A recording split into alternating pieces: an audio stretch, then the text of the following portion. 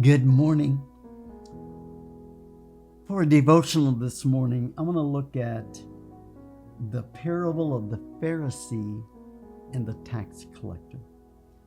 Two ways that two individuals prayed. In verse 9 of Luke 18, it says, "And he spoke a parable to some who trusted in themselves that they were righteous and despising others." Always be careful. When you think what you are doing is right and you despise someone else, be careful. There's a trap that could be coming up. It says in verse 10, two men went up to the temple to pray, one a Pharisee and the other a tax collector.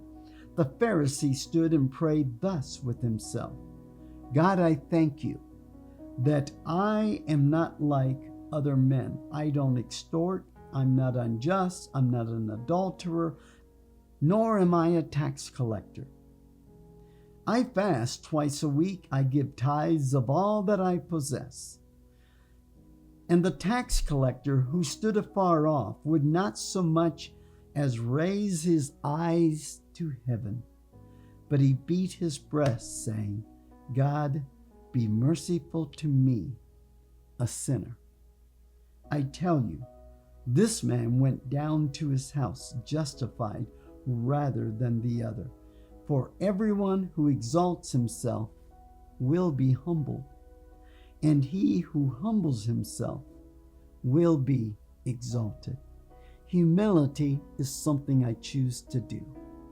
It's not something I have to tell somebody that I'm trying to be humble. I just do it. In the same way, these two men, one prayed a long prayer.